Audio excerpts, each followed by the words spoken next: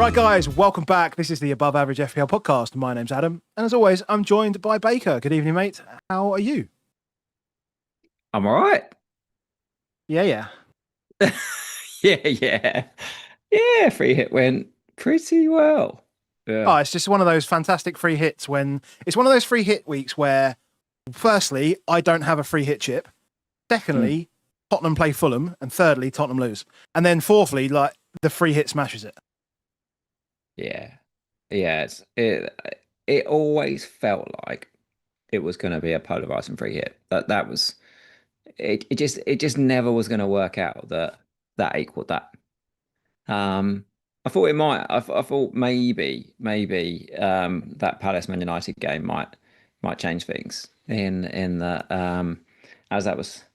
I felt like that was maybe meandering through to a 0-0 at one point. I was like, there's not a huge amount going on here, and I was like, that will not be good. But yeah, it turned out to be a pretty strong free hit week. Yeah. Triple captain. Well, I mean, it is what it is, right? You pick the fixture, the stuff goes wrong. I mean, like, you only got like 0.5 XG, didn't do much, only had 2 or 3 shots. Like, look, you try and pick a week where someone's going to go off and they don't go off, and guess what? It's a failure. It happens. Yeah.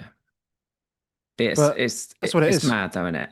A guy that sort of averaged like 60% of the XG for Man City for the whole season, and even in bad games. I think you said the other night I expect him to get about 40% of the XG or something like that, or whatever it was, and I was like, oh, he's getting 60, so yeah, 40% sounds fine.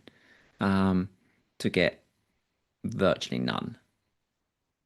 And even little things just didn't arrive. And there was that one, was it like and you'd have got the assist for that. It was like the Doku and Yeah. strike didn't even know where the ball had gone, like, and it just sort of bundles off. But yeah, it's a harsh one for the triple cappers. Well, shout out to everyone who was on free hit. I mean, look, there's a lot of chat around like similar teams. What did everyone expect when there were only 4 good teams to really pick from in this free hit? Like, Yeah. everyone was always going to take on your Arsenals, Chelseas, and the like, and everyone was always going to lean into Liverpool, City, Villa, and Brentford, right? I mean, wow, the teams that were supposed to do good did good. Yeah, had to. I think, it's for me, it was like Rose and Van Dijk were the two that I was like, well, they're not the same as everybody else's. I'll have fun with them, but virtually everyone else's is template as hell. But if you didn't have those, you had, I mean, Minos and Kelleher probably did the worst out of that pair of defenders that some people had. But if you had double Brentford defence, or it was, then you're bloody incredibly unlucky. But yeah, if people wanted Martinez, then they had to have a sort of cheaper defender. It was all ridiculous. And then it's mad that the two biggish free hit weeks have been free hit 4, haven't they? And this free hit 13, and both of them were about owning Salah. That's what they Yeah. were both about. Yeah. And I don't know if you remember it, but in game week 4 is similar deal where there was rumours going around that Salah wouldn't start before the game, and then it turned out to not be about Salah at all. And then this one's even more ridiculous. Yeah, I mean, the only thing about free hit 4 was that Semenyo, where people had him, like everyone had Semenyo and he smashed it in that week, which recovered a lot of Yeah.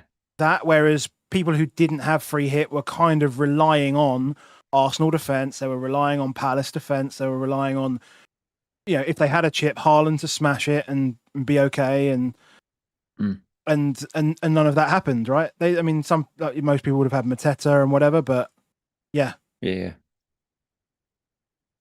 Look, it's weird because I got my triple captain failed and I got a 750k green arrow. Now it's easy to say 750k when you're ranked in the 2 millions, but still, it's a good green, right? And so, like, green. I look around and people say their free hits like 75, 80 points, and whilst that would have been nice, I gained a few points when I played my free hit, so no big deal there. I lost out when I played my triple captain, but I had that captain anyway, so it's the same deal, really. Not, but it is. I think it's been a very good week for engaged managers. Yeah, oh, absolutely. Like I say, 53 points. And well, let's look, because we've got 10 games. We've got game week 14 ahead of us on Tuesday. Yeah. We've got a lot of stuff to go through. So let's just fire through our scores. Firstly, saying just hello to everyone in the chat. Shout out to you guys for all being here. Make sure you do hit the like button if you want to, just if you like the video, that'd be good. And if you want to see more from us, as always, hit the subscribe. Why don't you start out, mate, while I bring myself more into the screen?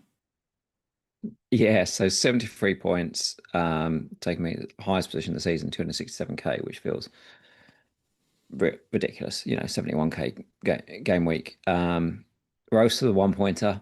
We went for the ceiling. It didn't quite work, but it was eventful. It was fun.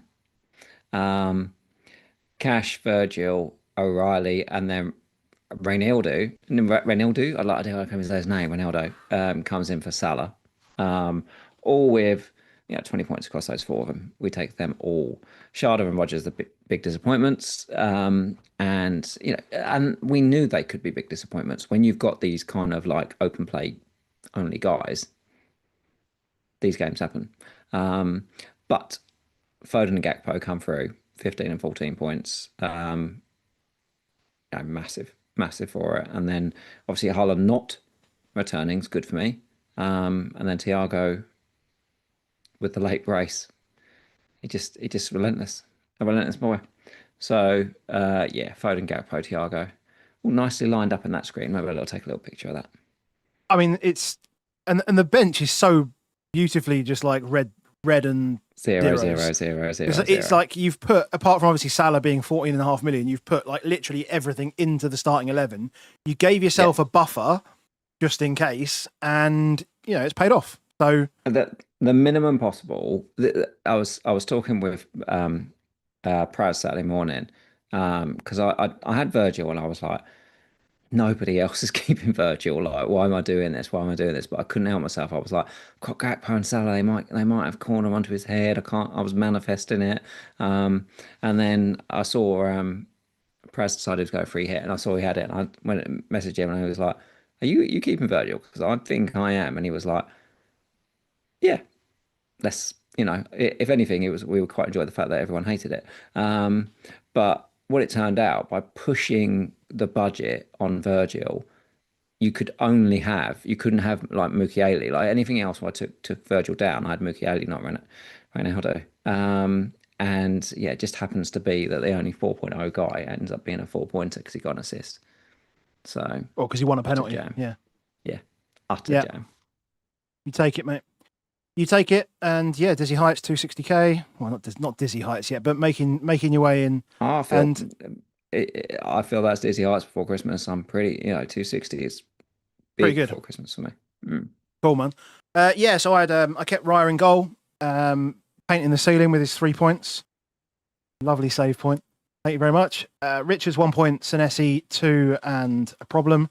Virgil obviously 6 points.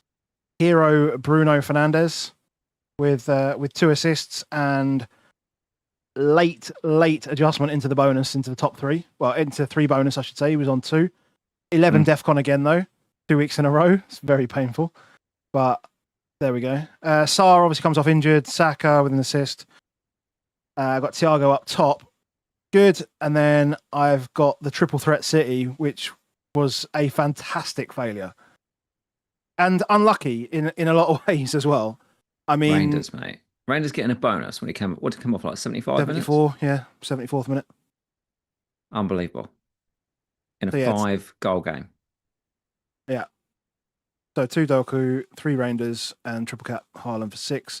Bench Mateta. So didn't even realise the rule had changed on double hits until they announced it. So that was a bit gutting. I said I didn't at the time, but then I sort of remembered that there was something that happened after the Mitrovic thing when they said, "Oh, if this happened again, it would be a retake." I get it, and I don't get it. I mean, don't like it. I don't like it because Mateta's on the bench. No, I don't like it. Like if you mess up, you mess up, right? You mess up. Yeah. Good second pen though. Good second pen to send him the other way as well. Second pen. And then Keenan Goodmanson on my bench there at the moment. So, And so looking at the can't even speak. Looking at the public league, so Edvard on his free hit still moved up to top, 62 points, 883. Kresimir Zetovic second, 879, and Tom Turner 879 as well in third. Henry from our Patreon, he's on fourth on 873. Wildcarded, Captain Sharda, doesn't give a shit, 220th in the world, whatever, it's all good. And he's got on his bench one player that I would really like over the next few weeks, which is gutting that like he's just prepped for it. And then David Shaw down in fifth, 870 points, big free hit from him as well. And then over to our Discord league, as I say, Henry top 873. He has got a big 45-point lead over Liam Herridge, Darren Anthony Hoy in third. They're the top three. They have been for a while. John Edgar in fourth, playing his free hit, 818 points. And Kieran Scully in fifth, 818 points. Henry has just won his second manager of the month as well. So he's absolutely smashing it. And I haven't counted how many there are, but I think there's about 50 odd in the old Beat Baker. I managed to eke that number down a little bit this week. So the wheel is not quite so difficult for me to do. Yeah. And as I say, guys, like the video if you do enjoy it. Subscribe if you want to see more. And in December, so starting at midnight tonight, because apparently you can only run these things for 31 days, we are running for new patrons 25% off in December. So your first month or year, available to all new patrons. Use the code December25 or DEC25. Annual subscriptions already has 25% off. So if you use that and stack it with that, it's like 37.5% off, which is a great deal, to be honest. I mean, the chat's fantastic. The environment's great. The games are fun and wild. We had a new FPL Blackjack. Had about 40 people enter. It's down to 4 after the first week. So Helen scored 20 points and eliminated almost everyone in week one. Nice. She had Thiago and Martinez with 13 and 7, so smashing it. And we are on to game week 14 of our first last man standing comp, still going. And I think Bobby Love and Sean, who are in that, Bobby said if he'd have stuck a fiver on every selection he'd had, he'd be up to 2,460 quid now.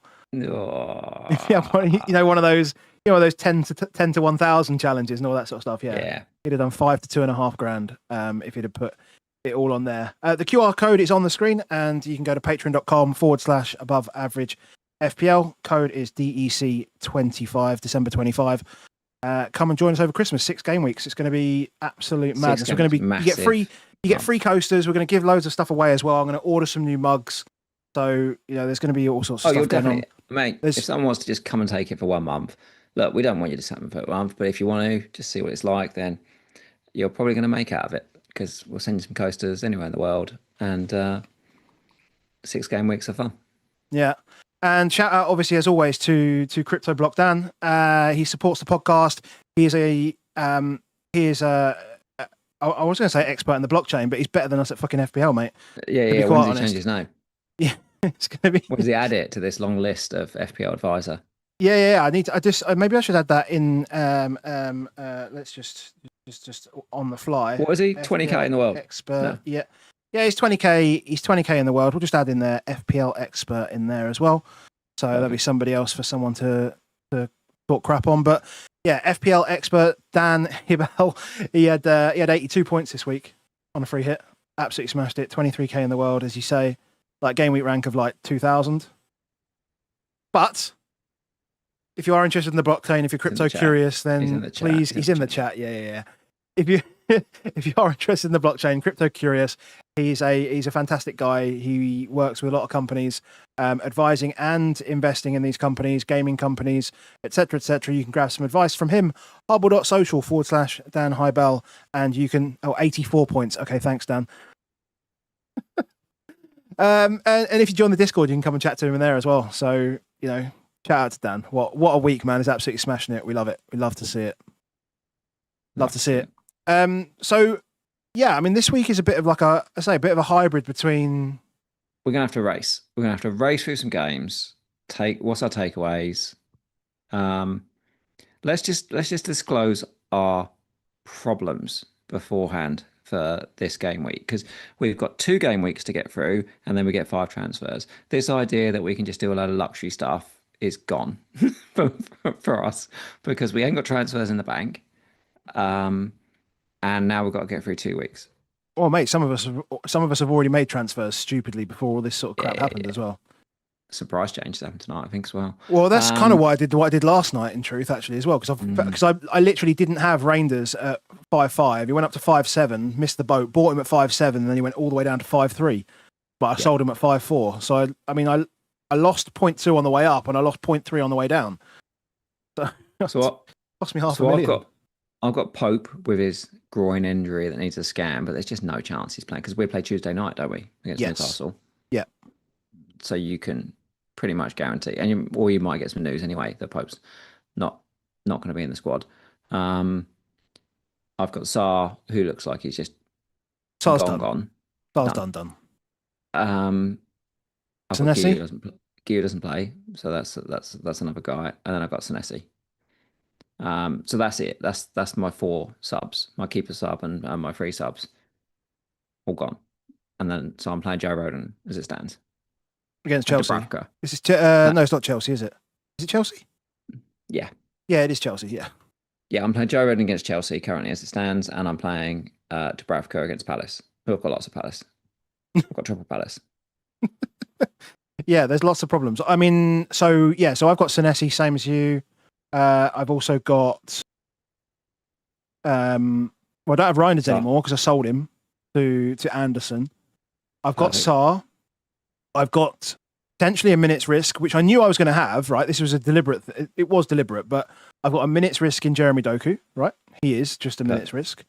Yeah, perfect. And I've got Thiago, who left on crutches as a precaution. In a boot. Yeah.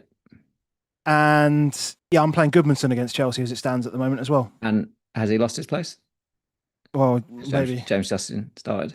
Yeah, maybe. Maybe he's just lost his place as well. So, yeah, it's not looking good, bruv. It's not looking good, bruv. And so, yeah, we're going to take some hits. Hits are coming. Yeah, it's good. It's good to be able to straight away say, and I've got no problem with it. I genuinely don't. Like I know everyone. I moan about it every season that everyone's so desperate to say, I didn't take a hit all season. Good for you. Good for them. Good for them. Is if you like it, do it. That's always the feeling for me. But it's just not a problem. If you need to do it, you do it. And I think all the free hitters that have jammed it up this week are going to be like that bit of triple jackpot out of the fruit machine. I'm gonna put a few pound in. Just put a few. Exactly. Yeah, exactly. It is. It's just it's cashing in. It's just Well, it's just like I did today. So yeah, because obviously I didn't have Foden, right? So the natural thing I did was I went into the bookies at 2:30, and I put 10 quid on Foden anytime goal scorer. And it's such an advert for terrible people. We're just the worst. No wonder we're just advertising gambling. This is terrible. Independent podcast. Well, you're not going to change who we are because of this. What right? it wasn't on free hit, so I bet on the guys instead. Yes.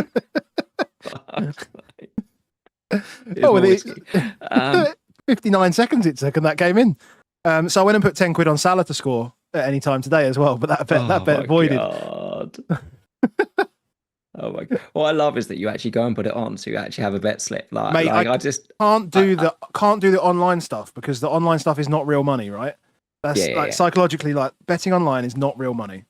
Yeah, it's like Apple Pay. You have to hand the money over. You think about it. You have to take it out the cash point, which I never do.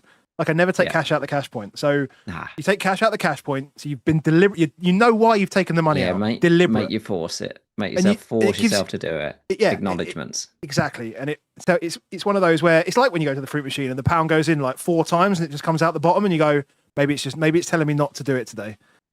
Yeah. You get the opportunity to think about it. But yeah, no. I won 30 quid, Heather. So yeah, 10 quid in, 30 quid out. It's not small wins, right? Small money, small wins. It's been a long time since I played Fruit Machine, but I just remember the noise. When it rattles down, where it just comes out the bottom, you interpret. Don't think there's much money in there. Let's not do it. So stupid. Like rubbing it on the glass. Game. You like rub it on the glass. Rub it on the glass. I'll get all the bits off, so it'll go through this time. For anybody that didn't spend the 90s and early 2000s in pubs like in the UK, then they have no idea what we're talking about. Oh man. Let's get into the games. God, we've got loads of games. We're gonna have to Sorry. Well, that's cool. Brentford Burnley was first up.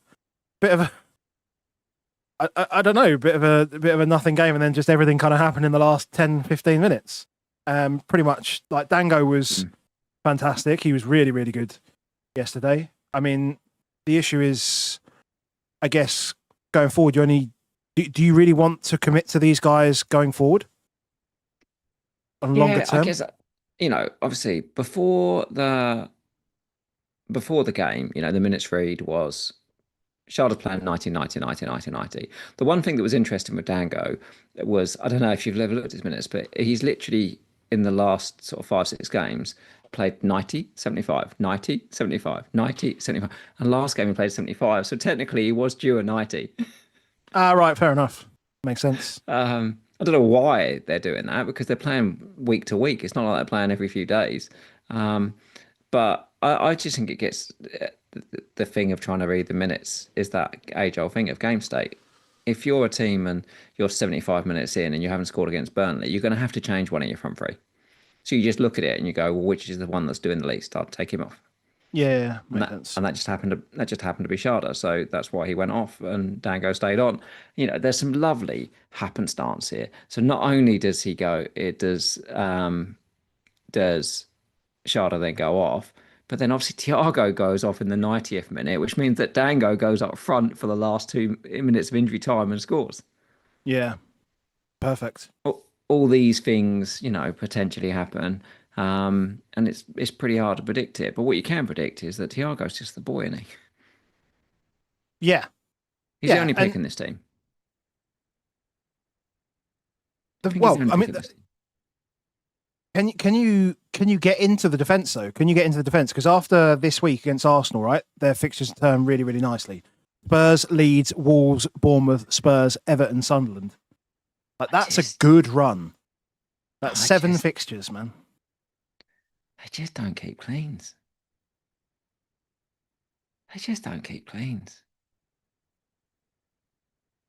Yeah, okay. I like Collins, and I just think Collins is too expensive at 4.9. Yeah, fair enough. Well, then I guess it's just wait and see on Thiago. He gets 20-odd DEFCONs in this, so obviously. I mean, Collins should have had a crap load of points. 20-odd DEFCONs, obviously, can only get 2 points for it. But he had chances too. Yeah, chances. Is he could easily have multiple turned in this game. But he didn't. Okay, Burnley continue to target them. Seems quite straightforward. Does feel pretty straightforward. Man City Leeds. I feel like I got away with Foden only getting 15 points as well. Yeah, it was a perfect game for him. Yeah, I mean, that shot from the corner he took, like where he bent it. So it was Vardy also heads it back out, doesn't he, or something like that? And in it comes again. But just in general, when Phil's on, he's a streaky player. So that I can fully understand if anyone is looking at him now and saying, okay, I can afford to go Sata, Foden. I get it, because Foden streaks. Not exactly sure how good Fulham away and Sunderland at home is. Not. I mean, we know that Fulham don't clean either, though. They don't clean. They don't clean. Not often, like they did last week, but they just don't clean very often,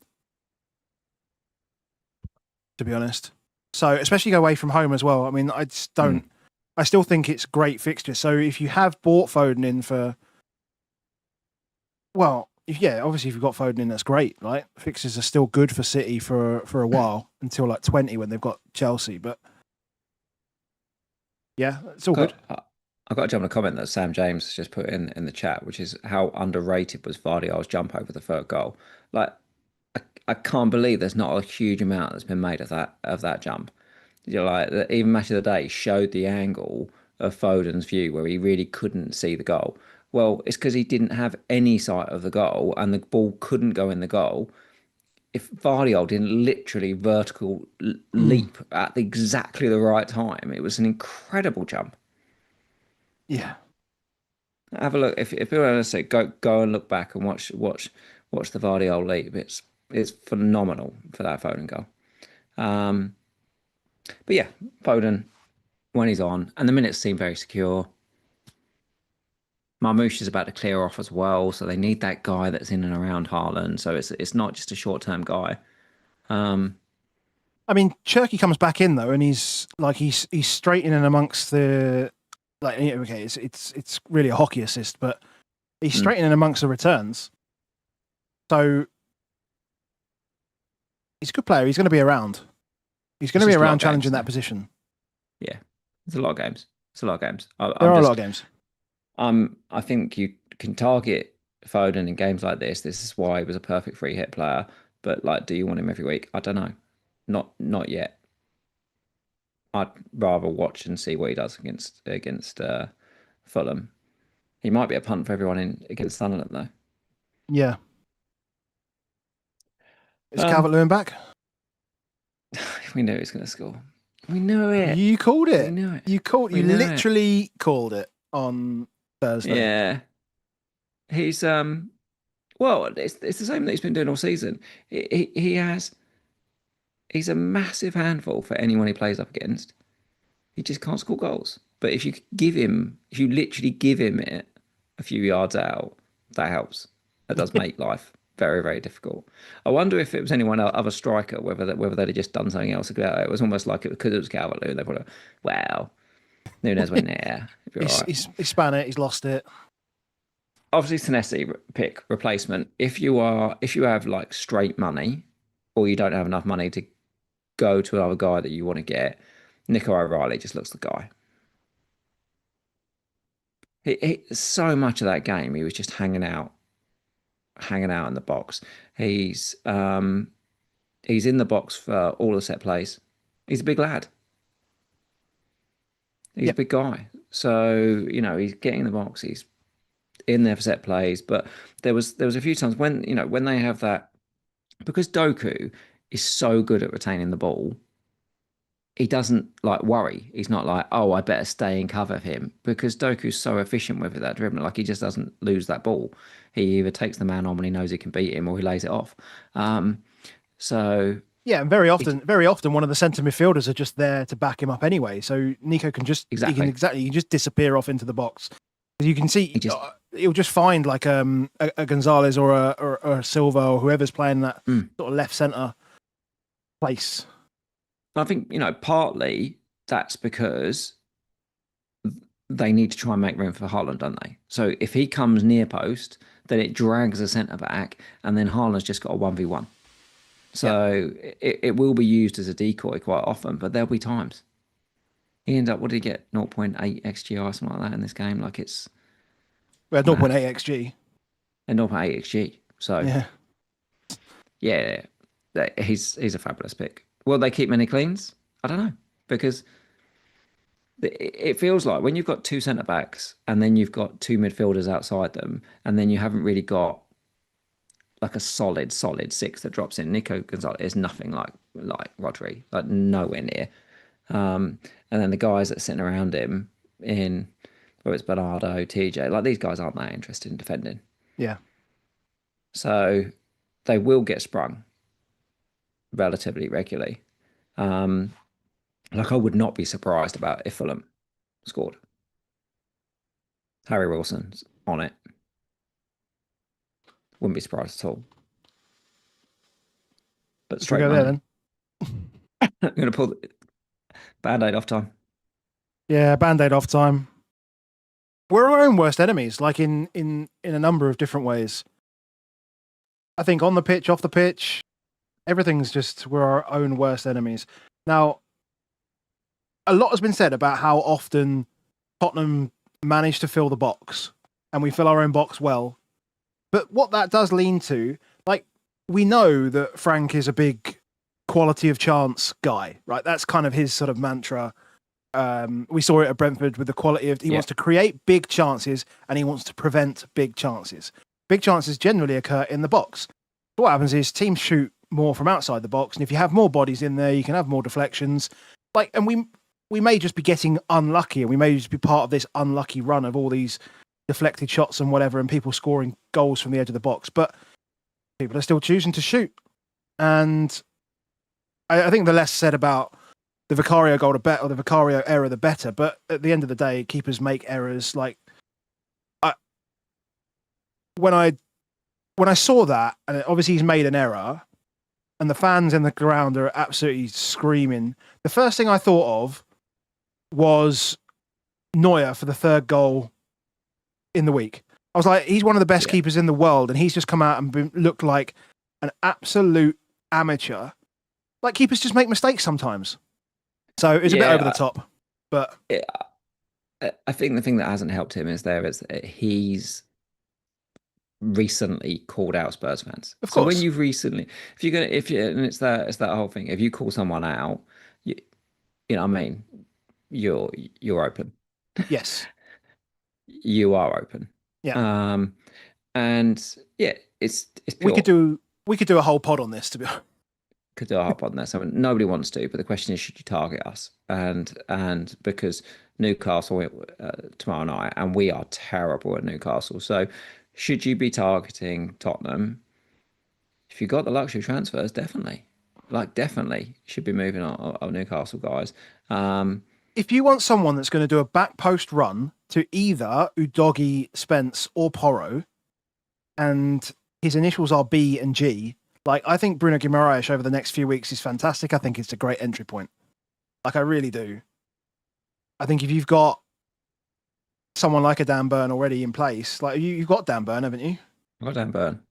Don't feel too bad about that, do you? You don't feel too bad about it. Obviously, the big thing, we're going to talk about Newcastle in a sec. Let's come back on. We're going to do Newcastle next because we're going to move to them. Yeah. From look, both this games 0.8 xg versus 0.4 xg. Not attacks that you should really be getting involved in. I still think Harry Wilson is the only guy on this team from an attacking perspective, on either team actually, probably that if you were to look, he's still cheap. But I don't know. I think I'd probably still go at Dewsbury Hall and save a little bit more money on Harry Wilson if I was looking around those kind of numbers. And then Anderson, look, he's always going to get DEFCON. We're just chucking in 40 crosses again. We should put in 39 crosses in this game. Fulham put in 6. We put in 39 crosses. We connected with 6 of them. Just head it out. So that is a big thing actually. Again. So we've already mentioned O'Reilly, but you could do a lot worse than Chow or Dan Burn for this game, because if you any team that's coming up against Spurs, if you chuck in 39 crosses, the guys that head the ball out are going to be good. And I mean, people will look at it and go, it's weird. It's going to be really frustrating on the timeline because Chow's going to look like a really good option after he got 16 points, and it's going to look like points chasing. Just remember that he's got Spurs, Burnley, Sunderland, then Chelsea, but at home, then United, Burnley, Palace, Leeds, Wolves. The run is phenomenally good. I think it's... And even the away games, so let me just finish on this. Even the away games, they travel to Sunderland, which is 10 miles down the road, and they travel across to Manchester, and they travel back across to Burnley, which is in the same place. They don't go further south than Manchester for the entirety of December. There's not loads of travel, even with these short turnarounds. Spurs and Burnley, next 2 games, both at home. Perfect. It's good times. Should we do Newcastle? Yeah, let's do that.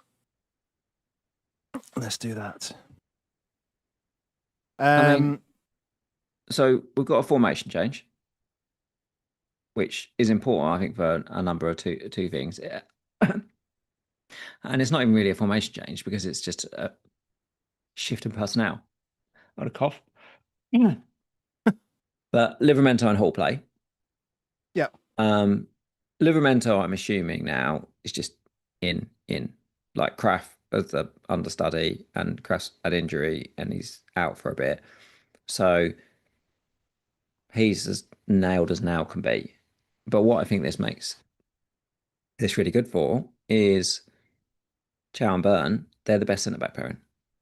Like Burn looks such a better player as a left centre back than he does a left back, and it works as a pair. But it also means they're the only two guys. Like they're the most aggressive guys on every corner. Like they almost scored, both of them score or nearly score. Is Burn should have had an assist for Voltemada, missed a sitter from him. Is obviously that Chow gets a brace, Burn gets an assist. It's just that those two defenders suddenly are much, much better. I think everyone will look at it and say Livra and Hall suddenly look like the fun picks and stuff like that. But that was last season. This season we have DEFCON, and these guys will get it occasionally. It is, and they're going to score. Yeah, chase the goals in DEFCON. Yeah, and when you've got like Barnes and Elanga, who are both very, very, very direct, right? They're going to be looking to try and play those channels really, really, really often, like more often than wanting to see maybe like Gordon, who Gordon worked well with Dan Burn as he tried to take players on and then had to cut back, and it allowed basically the fullbacks to catch up. But here, I think once you find Barnes and Elanga, they're just going to be heading straight into the box. Exactly. That's why Livramento doesn't get the returns. I feel like Livramento back is like the most important thing.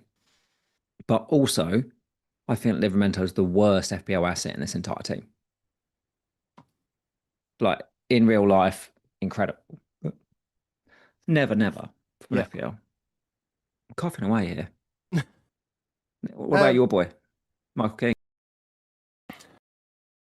I mean, he's arguably got the best technique of any striker they have. To be honest, he's playing in completely the wrong position. I think he was a little bit unlucky not to get on the score sheet in the first half, but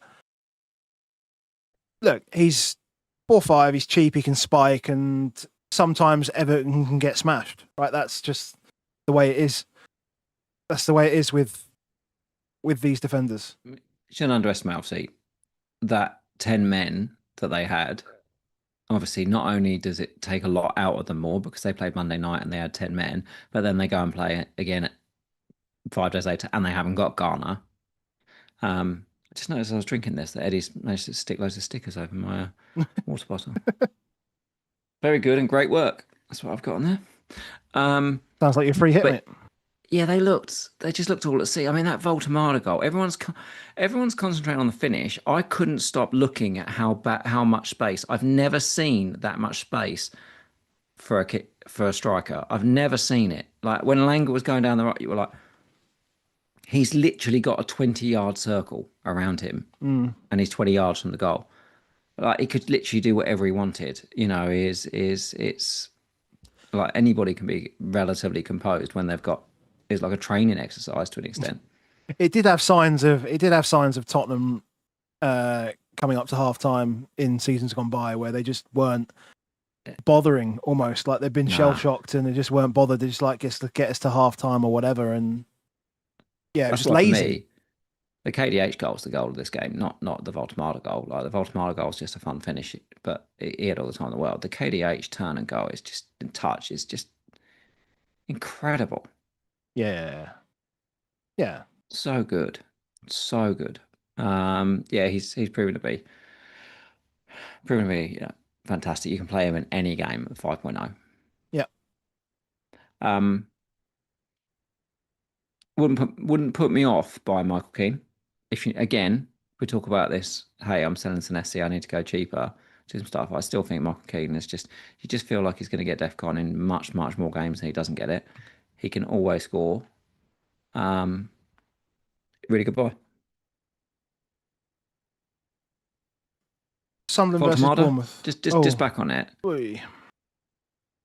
Any interest? Would you have any interest in Voltemada? Potentially. I mean, there's it depends. So it depends on your striker, right? Because some people have Mateta, some people have Thiago, some people have both. I do worry a little bit about Palace, just full stop on. I mean, we'll talk about Palace in a minute, but do worry a bit about Palace with the amount of minutes they have to play. Yeah. They are looking tired. And as predictable as Glasner's team lineups are, like, he looks tired. So that's why I benched him this week, because I thought they would be.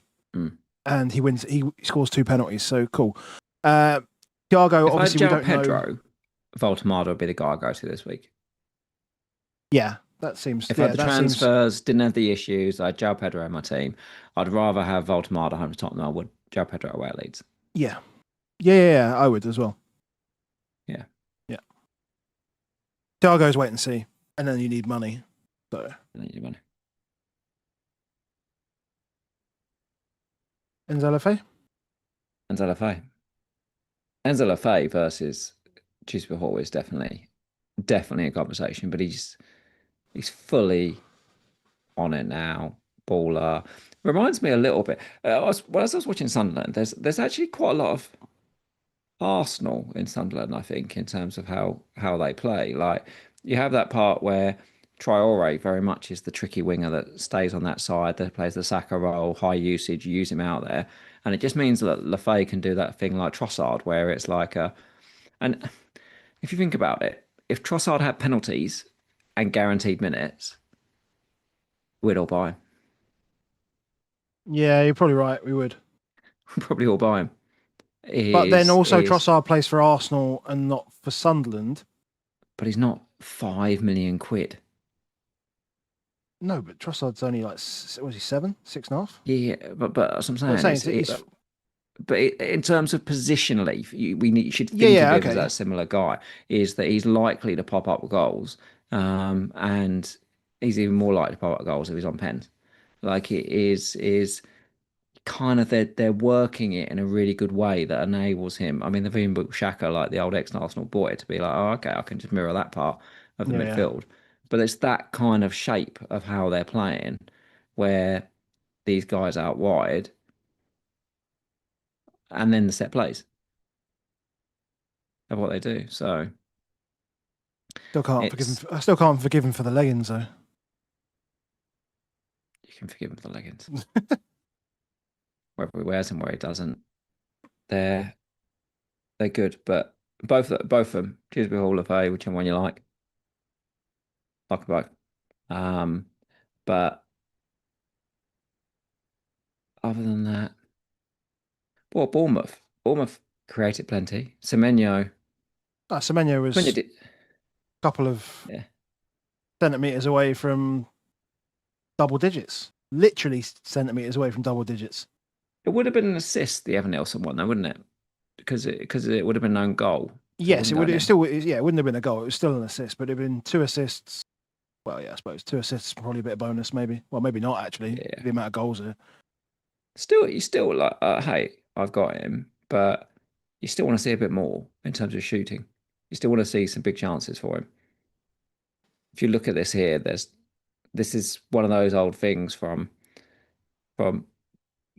Bournemouth where suddenly you're like, okay, there was really only the Evan Nilsson big chance, which then obviously did the goal. Like, so there's 1.86 in this, but one of them is basically the goal. And then it's a crap load of low volumes, low quality shots.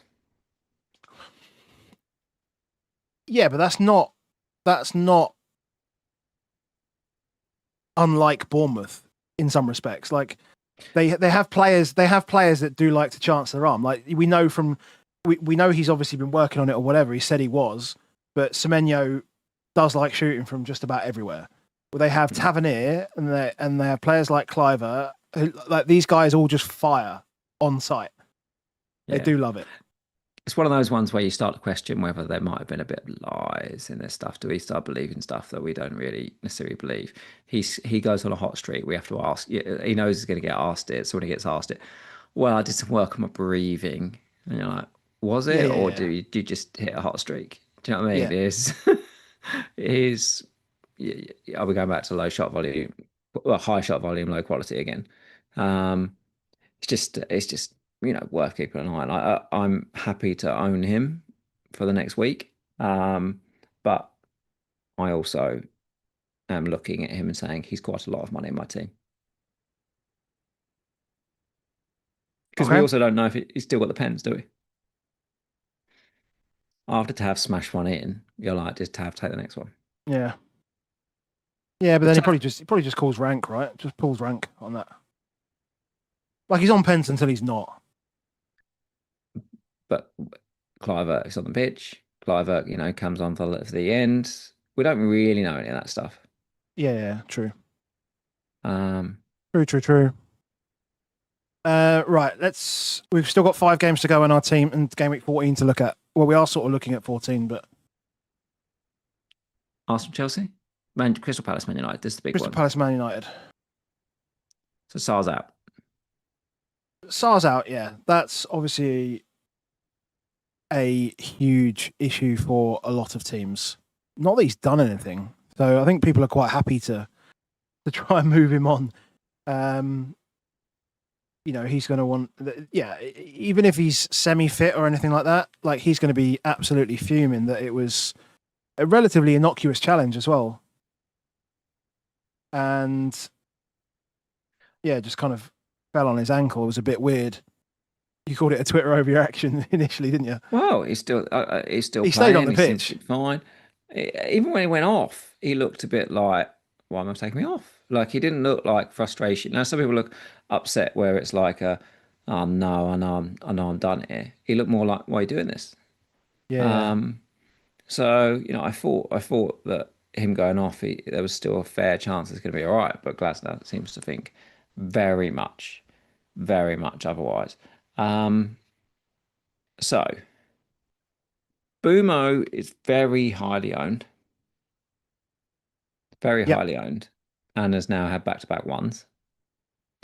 Back-to-back 1-pointers at about 50% owned. Missed one relatively decent chance in this. Was the early thing where Casemiro should have scored, or he should have scored, or one of them two. But realistically, without Cunha, it's almost like I feel like Bumo needs Cunha in the team. I feel like that frees him up a significant amount, and we're not going to know. Well, we might know because we might get some training stuff. Might be on Tuesday that Cunha's back or something like that. So, but I don't think we're going to get a presser. It doesn't sound like for Man United. So is it just a wait and see for him then? If you've got him, you've got to play him, haven't you? Yeah, I think so. But it might tempt you more into a hit if you like, God, if he doesn't play, who then also am I going to have? Because you got to cover it, I think. For Palace, Mateta, whoever you got to play him again. They're playing Burnley. You got to play him. If you still got Sarr for this game, you play him because bench wankery is real. But I suppose the bigger question is Bruno. So I can get to Bruno. We'll have a look at it later, but I can get to Bruno. But I don't think a lot of people will be able to. I don't think a lot of people will be able to get from Sarr to Bruno, are they, this week? That seems a huge amount of money. That's like £2.5 million. And therefore, what was Bruno owned this week? Like 15, 10%? Something like that, 10, 15%? Don't know, can't remember. I could probably with guys coming back. It's always it doesn't hugely matter because 10. you've also got 10%, and then you've got some people did have him on free here, and then obviously come back, but he's not going to be more than 20% owned. He's not going to be more than 20% owned going into this this run 2 games. With actually, because of all the other stuff, meaning it's harder and harder to get him. And does that mean that you get in Captain Bruno? Like that feels like a potential opportunity. What's your thoughts on Captain Bruno this week? I mean, it feels like the best captaincy option, but at the same time, he can just chip points. This is the thing. Doesn't really do loads here, does he? In this game, really, like mate. He taps a free kick to the side so someone yeah, can exactly, whack it, exactly, and he takes the corner, or it's like no, he chips a free kick into Xerxes, who scores from a ridiculously narrow angle. And if you own him, you're like, oh my God, he was one away from getting DEFCON, which would have been 13 points. Yeah. Yeah, 0.0. Yeah, one shot from miles away, 0.01 XG. He's like, I just on another day, that's 2 points. 2 points, yeah. On another day, that's 2 points. And Haaland's playing Fulham. I think I'm taking Haaland on this week. I just 2 blanks in a row.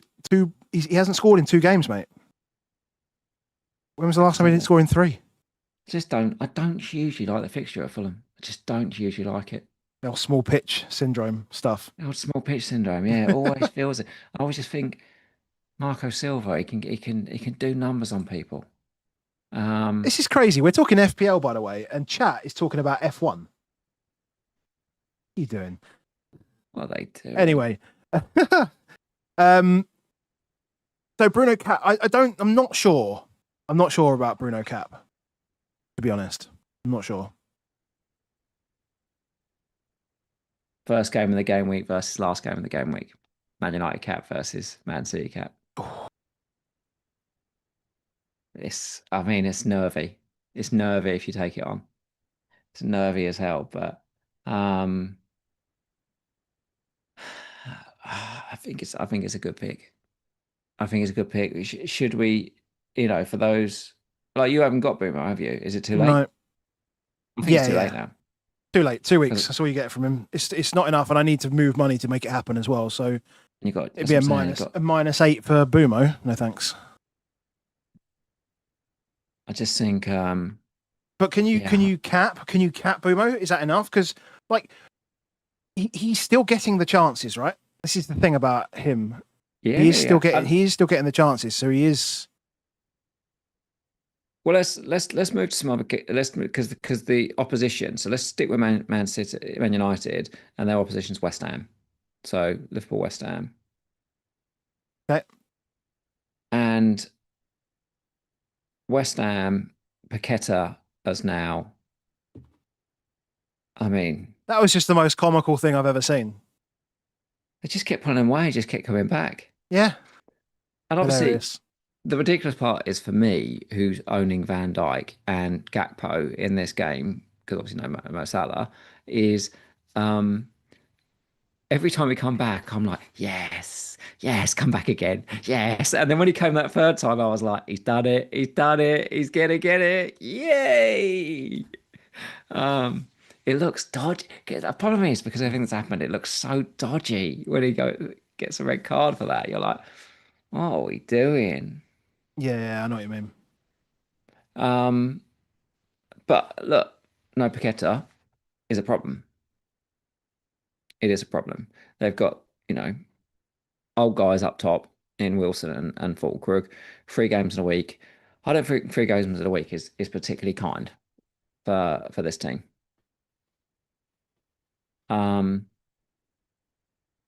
So yeah,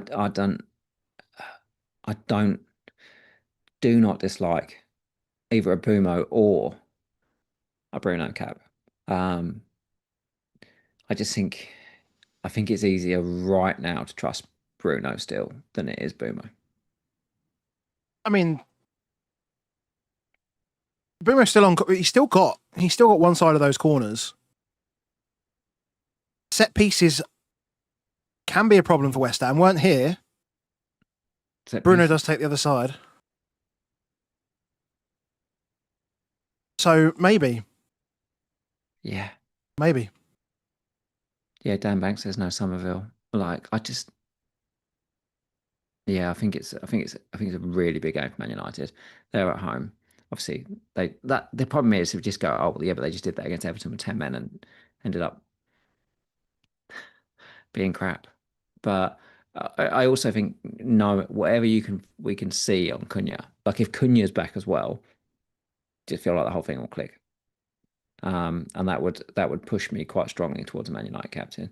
From these two teams, if you own anyone from West Ham, you sell them straight up. Yep. If you own Van Dijk, you play him. You have to play him every game. That's what you have to do. Other than that, Gakpo.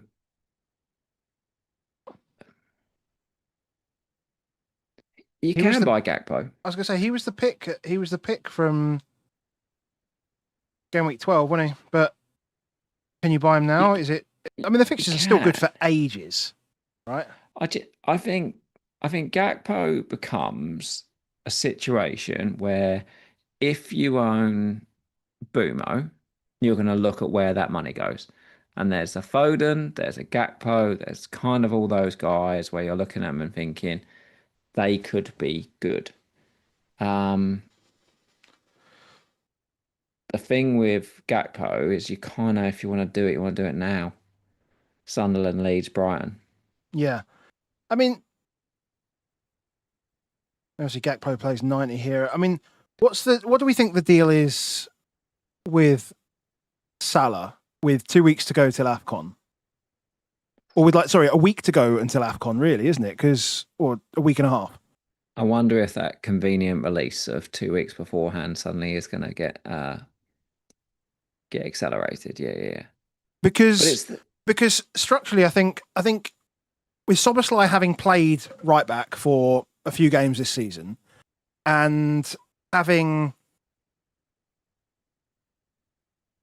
Joe Gomez in there's like extra level of security on that right hand side with a better ball playing midfielder.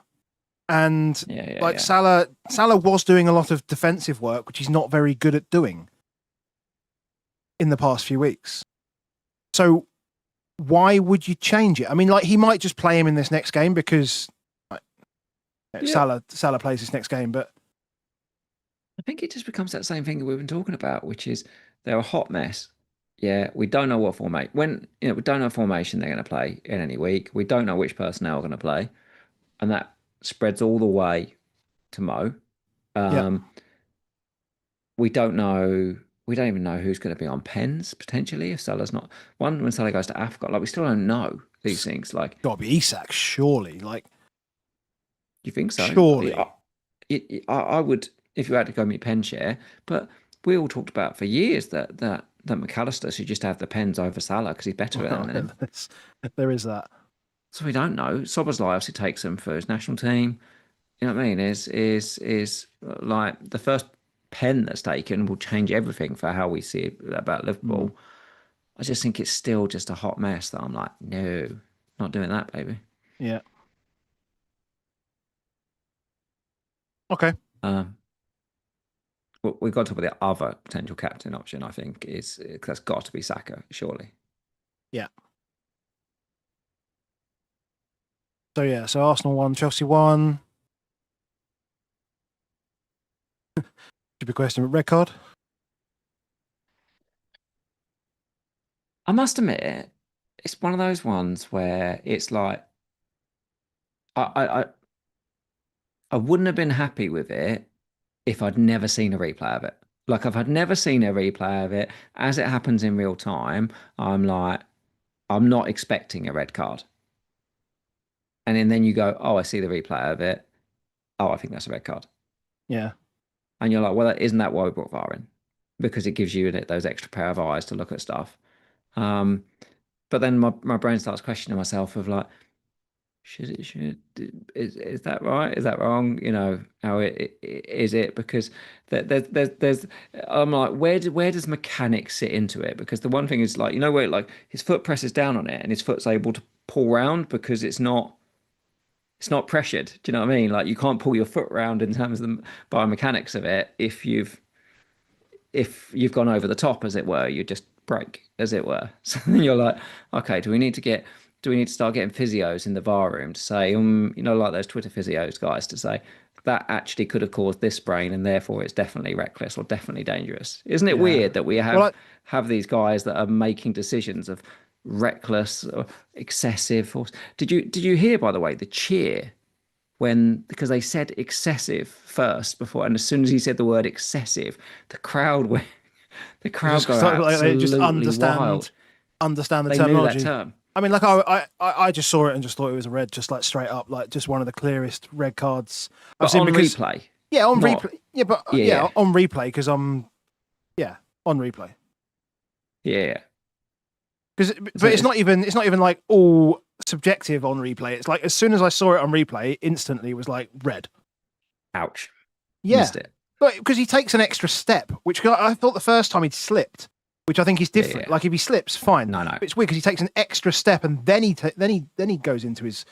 It's the old game, innit? As soon as it's straight legged, you're like, nah, you're gone, mate. You're gone. Yeah. There's a message in the chat saying there was a red, but Spurs had one against us. I mean, you're just copying Enzo Maresca's words, which is fine. And yeah, that probably was a red by Bentancur as well. But we don't. This is that whole debate, isn't it? People will label a wrong decision that they thought was a red card at the time as a reason why this one shouldn't be red, and you're like, hold on, you want them to never learn, you want them to never change. It's like, oh, what we want to do is give the goal back to Wolves today for the duck because we ruled the one out for a Robbo the other week. Like, do you know what I mean? It's like two wrongs don't make a right. It's just judge everyone at its right thing, and that's what it is. And it is a red. Yeah, I think Chelsea obviously did pretty good. They're a good team, right? So they did pretty well here to limit Arsenal. I thought all game they were really good, but I thought pre the red card, I thought they were going to win that game. I know what you mean. I thought they were comfortably the better team in that first half, and as we've seen in a number of games, they are the only team doing some really cool stuff on an anti-set play world. Like that corner where they only put two men in the box was just the best thing I've seen all season. There was a weird thing with it. There was a long throw where Sanchez was like 10 yards out of his goal. There was all sorts of crazy stuff going on. You can't beat me. So what we'll do is actually you can't crowd this box if we my arms are 7'8", so you can't get above that. It gave him free run because the ref could just see. They're like, oh, it's not happening in the melee. I was so impressed with it, and they did similar to Spurs with the long throws, and they've done this to Arsenal with the corners. The beauty of it is, I don't know if you heard it in the build-up, but there was rumours going around that they were sticking extra advertising boards up and stuff like that to mess around with the throws and all that stuff. And it turned out that was nonsense because actually they didn't need to muck around. They'd worked out plans for it. So I thought the whole thing was pretty cool from Chelsea. From an Arsenal perspective, so I think Saka's just an elite option in any game because he's so highly used. One thing, so I'm a Rice owner. Look, if you own Rice, like I own Rice, you can't do much about it because there's so many other things. Like Rice is never going to be a problem. He still gets 4 points out of this game.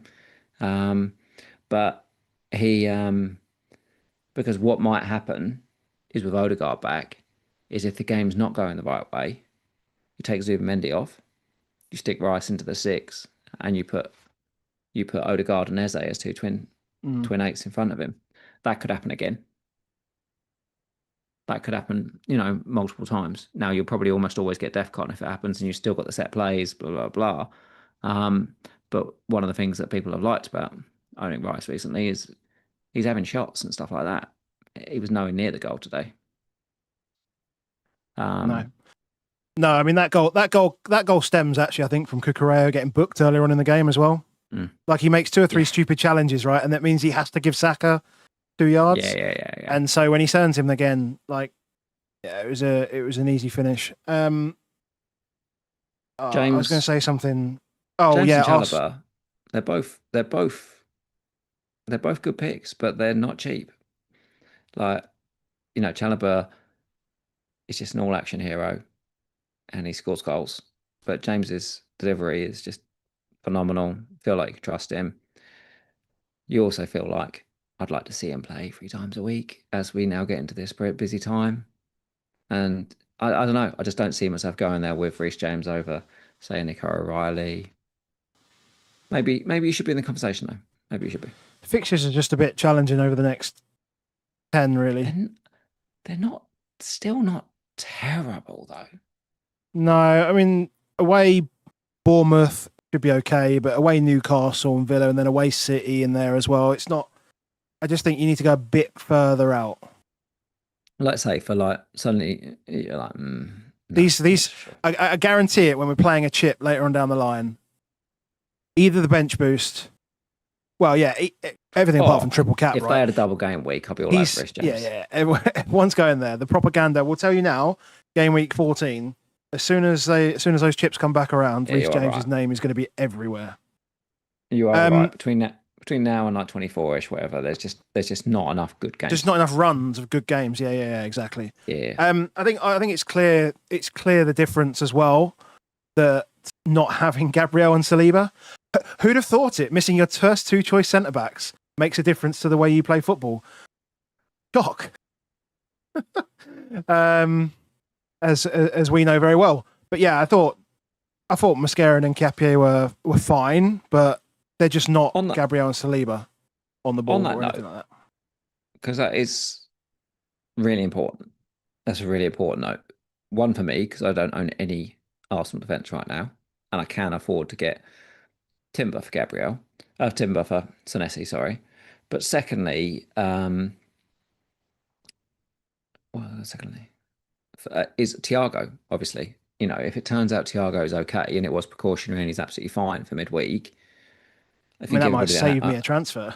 Yeah, exactly. Everyone who owned Thiago was like, well, benching him against Arsenal. Is he a play? Yeah, maybe. Yeah, exactly. Certainly not. I'd certainly think he's nowhere near the problem he probably already was. Maresca's already said James is missing Leeds. Hilarious. Yeah, he can't go anywhere near him. And obviously they've got no Caicedo. No Caicedo. Is that a free game? Free gamer? Must be. Gotta be. Gotta be. Yeah, gotta be, innit? Yeah. Right, let's get the last 2 done quickly. Because I think Aston Villa Wolves. Hold on. As much as you want to do those ones, order Saka or Bruno, because you own both of those 2. Where would you be on captaincy for Saka versus Bruno? I probably would have Bruno over Saka, just. Okay. And that's more just because of the opposition than anything else. Like, Brentford can be more organised. Yeah, I like Brentford more than West Ham. Yeah. I think it's opposition. Fair. Cool. Villa v Wolves are as good as Villa's fixtures are going to get. Like, they're going to improve slightly, but they've still got to play Arsenal twice and United in the next 6. Oh, and Chelsea. So is this a free hit? This is a free hit. One and done. See you later. Thanks very much. One and done. See you later. But still continue to target Wolves. Yeah, I think so. I mean, Wolves fixtures are starting to get a bit better, but there's no one there for you. No. Cool. But this is the quickest game to face. It was a pure. This is what it was. I don't think Marlon, for example, is comparable to Enzo Lefebvre or Dewsbury Hall as an option. Yeah. Even his plan does. Or Elliot Anderson. Yeah. Talking of which, did he finish with 2 bones? Anderson? 2 bonus. So he finished with 6 points with no returns in a 2-0 defeat. That's insane. 34 baseline. 34 baseline. Yeah. Yeah, 34 baseline. People are going in the chat, but Combs just asked about Harry Wilson's goal. Why did no defender go back on the line? Like, has he not watched Spurs all season? I just could be. I just. I mean, that's so basic. Um, Brighton did a number on him. Obviously, got the revenge on last season. That was the old 7-0 jobby. On the old 7-0. Bar the De Kuiper one, just a general, pretty low chance number game. It's a 2-0. It's no Welbeck goal, no Minter return. I think no shot, or maybe one very, very low value shot from Minter, but I think he made free key passes, but like it's next to nothing XGI. I think it was like 0.1 XGI for the game. Yeah, 0.01 total XG for Minter, 0.07 for Welbeck. Yeah. 7 players had more than both of them. Yeah, that's not ideal for them. I think Minter will be pretty popular. I think he's going to be very, very popular for this switch in for Sarr. Like if you've not got the money in the bank and you need to come down, Minter feels like a really, really obvious pick. How would you feel about Minter versus Harvey Barnes for a 14-15 punt? Harvey Barnes with Tottenham and Burnley. Oh, Minter with Villa, West Ham. Minter's minutes are just better though. Ugh, God. Oh, that's horrible. I would probably just go Minter. I don't know. It's tough. I probably would just go Minter. I just think I prefer to have him over the next two. And because I think also look at the number of problems you've got in your team. How many transfers are you going to use in 16? Yeah. Because Minter's just good for a long time. Villa, West Ham, away at Liverpool, which probably isn't bad for him because he's up against Kirkes. Or Robertson, whichever one. Sunderland at home, away at Arsenal. But you've got these transfers in 16. So 16, 18, you can probably find a way to bench him. Then you've got West Ham, Burnley, away at Man City, bench him. Bournemouth, away at Fulham, home to Everton. They're good. Good fixtures. Good fixtures. Can solidly play him. Dewsbury Hall, for example, we mentioned like 3 out of the next 4. You definitely don't want to start him. 100% you don't want to start him in 3 out of the next 4. So that makes him a hard buy. And similar, next 4 games, Enzo Lefebvre, would you want to play at Liverpool away, Man City away, Newcastle home, Brighton away? Wouldn't. So it makes full sense that you would go to an Elliot Anderson at 5.3 if you want to really rate the money out, or I think Minter's the obvious guy. Yeah. That's all the games, mate. That's all the games. We've done well to get through those. Yep. Hour and 13 minutes. And what we've got on screen now, exclusive, not yet released. He might have tweeted it out already, but I got them before he tweeted it out, I promise. Rob T, nice. Solio data, SpreadX data, looking at next week, Tuesday. So as always, when we're looking at these, we're looking at teams that are going to be projected to score 2 or more goals and teams that are going to have a greater than 40% chance of a clean sheet. So it looks really, really good for Arsenal and Liverpool, both good home games against Sunderland and Brentford. Liverpool 2.3 and Arsenal 2.25. Also, United are above 2 as well. So, in terms of captaincy options, Bruno and Saka are both there. Also, City at 1.9. So, again, we talk about Haaland's share of that, generally speaking. I misspoke right at the beginning of the show, saying he got like 0.5. He got 0.1 XG this weekend. 0.1 XG.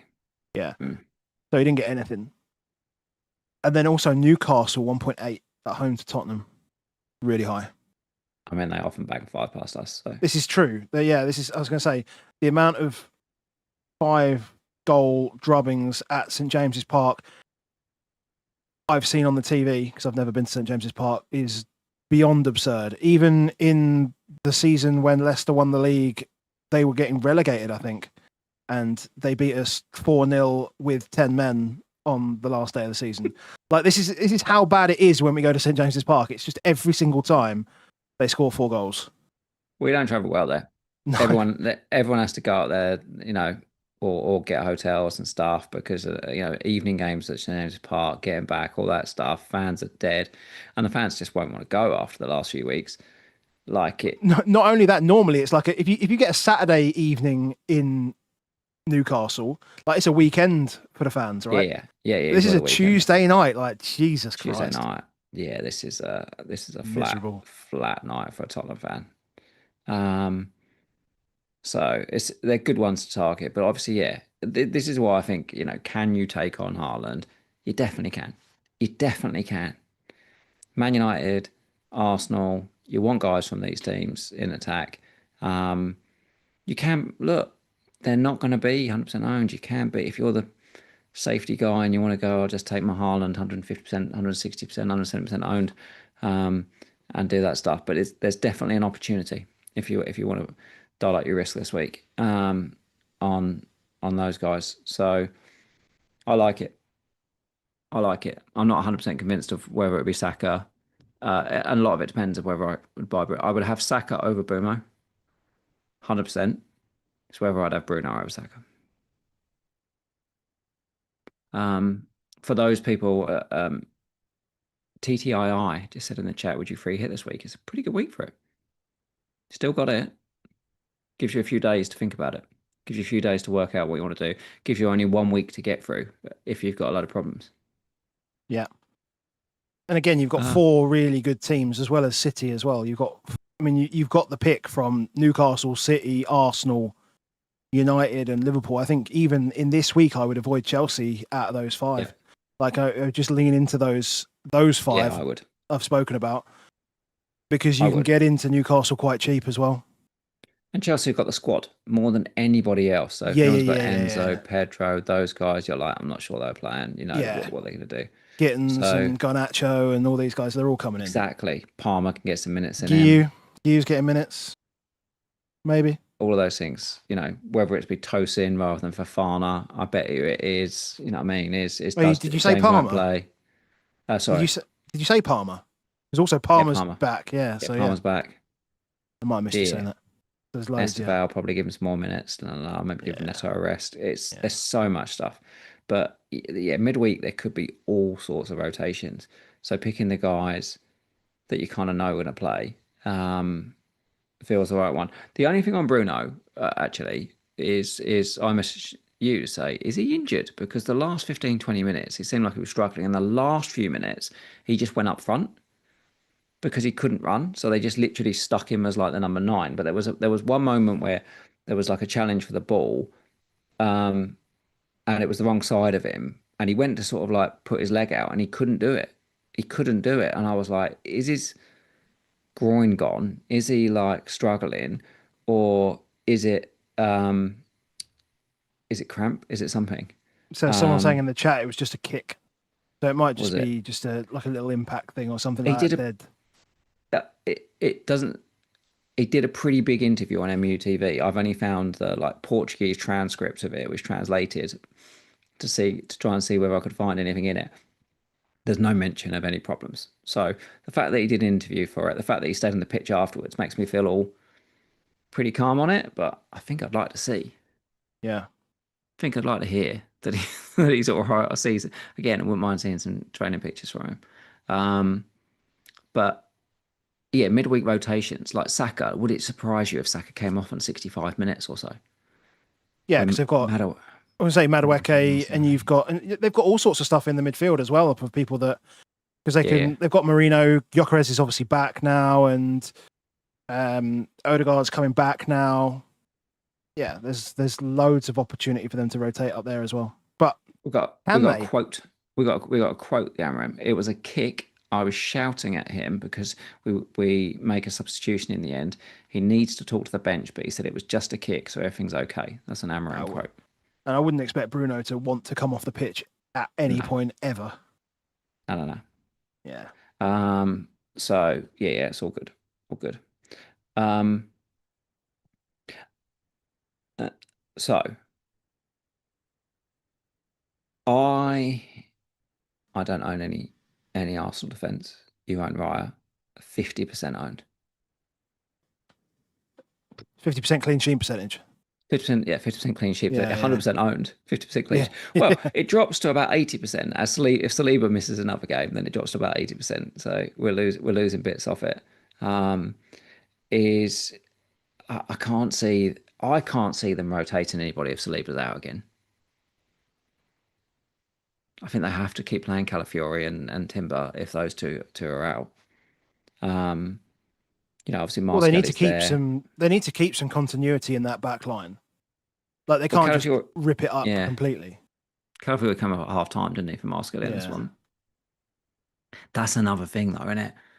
Midweek games, one of the great things you can use is that extra sub that you get by making a half-time sub. So if you get the guy start, those things could happen this week. I mean, I know it was a game against Bayern Munich, but I'm just thinking. I'm just looking at the way they lined up there. Obviously, it's a different kind of game. I mean, they didn't change much. Yeah. They did sub both of the fullbacks and Saka and all the midfield actually. So yeah, I think they'll just treat it like any other and just. I can't see them. Yeah, I think they just have to. I think if they'd won today, they might have rested a few more. Yeah, I think that hasn't helped. Dropping 2 points against City and the field behind them.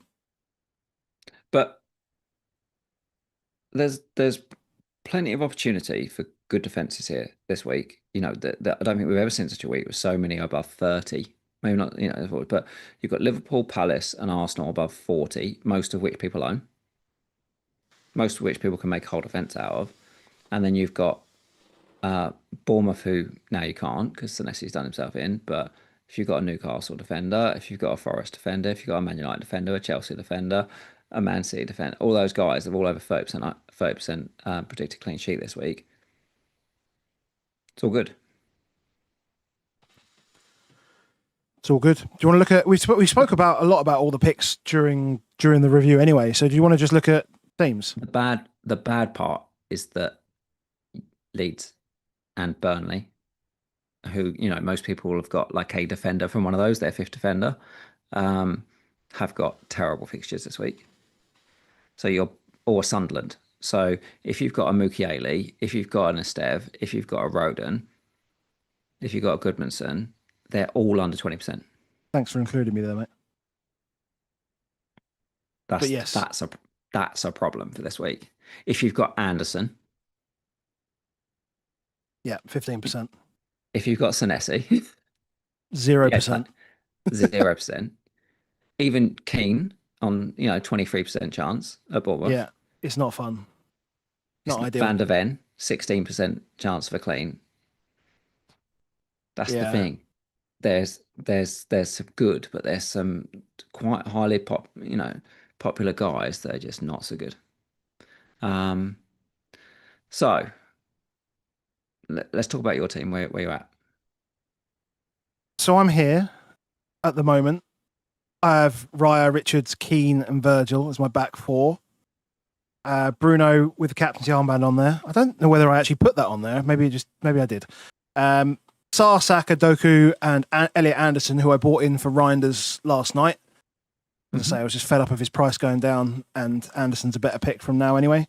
Mateta and Haaland up top. And then Dubravka, Thiago, Senesi, Goodmanson on the bench. Sort of highlighting my issues there. Also, just to highlight that with Nketiah fit, I guess with Sarr now being out, that's probably meant that Mateta is not going to be a risk, because I think that could have been a risk for him not to play, because he could have played Sarr and Nketiah rather than. But now he'll probably just play Nketiah and then Mateta. Maybe. Or maybe he just plays Devaney, Pino, and Nketiah. Or Uche. Yeah, or whoever, yeah. So, I mean, he has got options, but he doesn't change it very often. So, I guess my choice is here. I can play Thiago if he's fit. That helps me. I would play Doku, to be honest. I'll just play him anyway. He's probably an issue, but not going to be an issue. Yeah. But I've got Senesi and £1 million. Vice captain though, mate. Maybe Maybe not vice captain. Well, he was there as my vice triple captain, right? So he was there as my vice triple captain. But if I'm just wondering whether I can actually just get to Chow. Yes, I probably can. You can from Senesi. You can from Goodmanson, to be fair. 4.9, isn't he? He's only 4.9. 4.9. No, it's 4.9, yeah. So I could do from Goodmanson. Yeah, that's not maybe not a bad shout.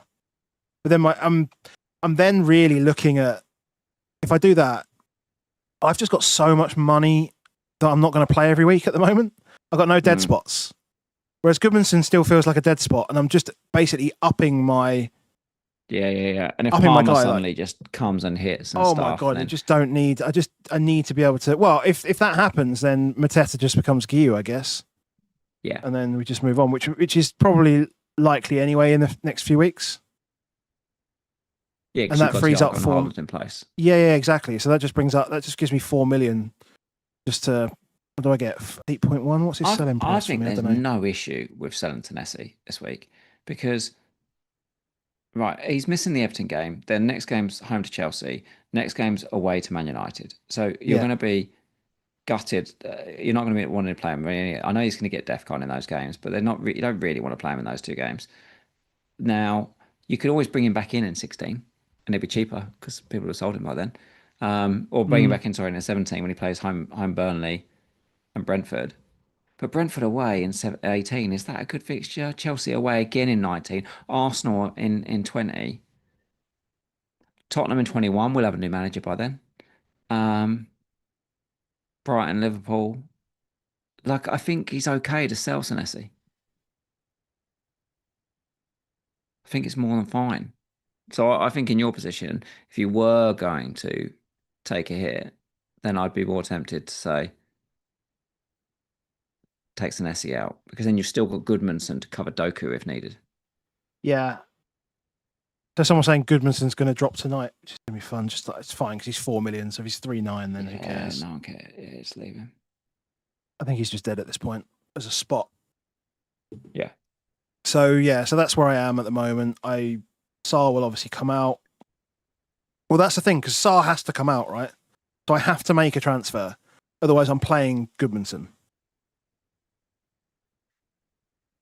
Or Thiago. If Thiago comes in, then you haven't got to transfer him out of you.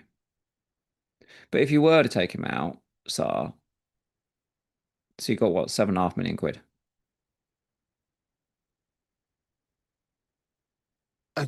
I could just take a -8 and go Senesi and Sarr to Chow and Bruno Guimaraes. And just bank on the fact that we're going to get dumped 5-0 on Tuesday. That's what we've become. What's the worst that can happen?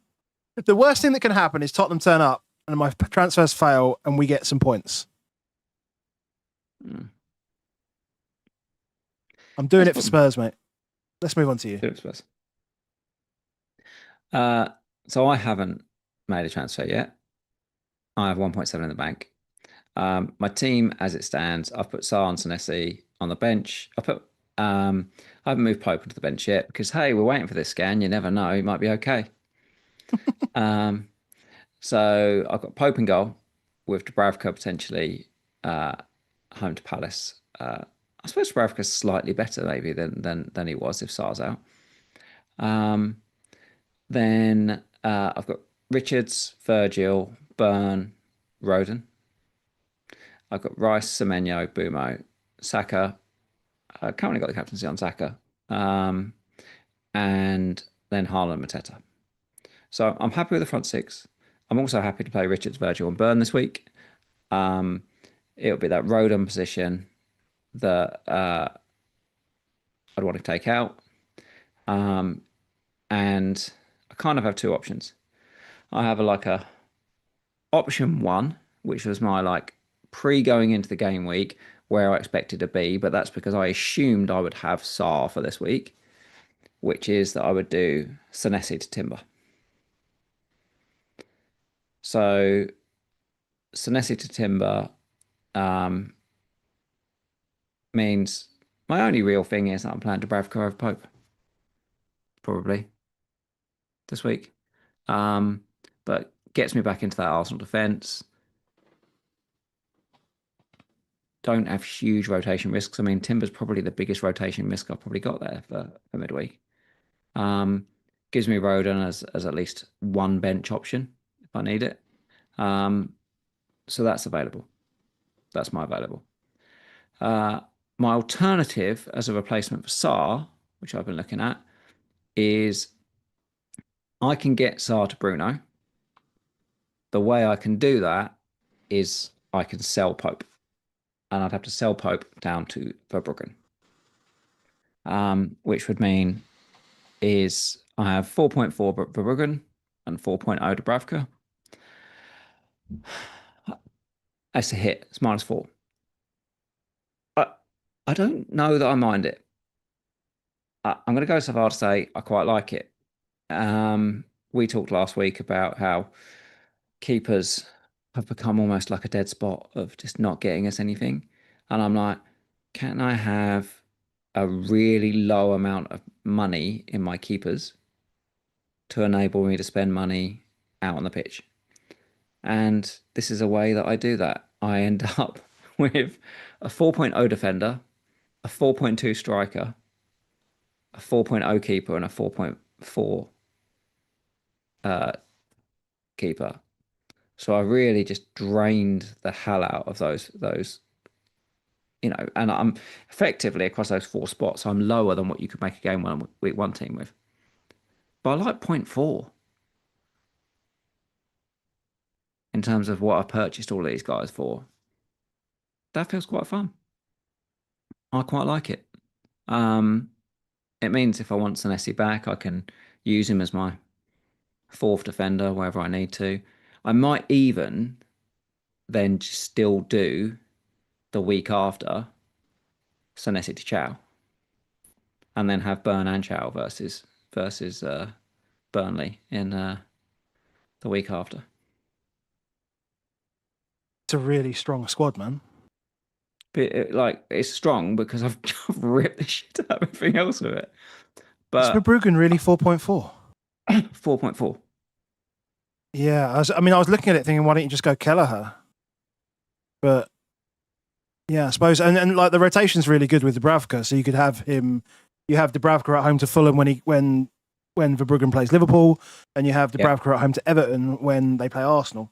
So yeah, I don't mind that. Yeah, and then you just take it on the chin in 21. Yeah. Well, it just means I might make the moves in 16, mightn't I? It might be that I work it out then, and because I've still got to look at it and go, as much as it's yes, I like this,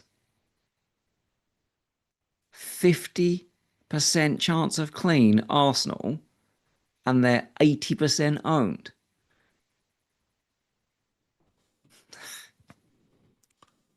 Yeah.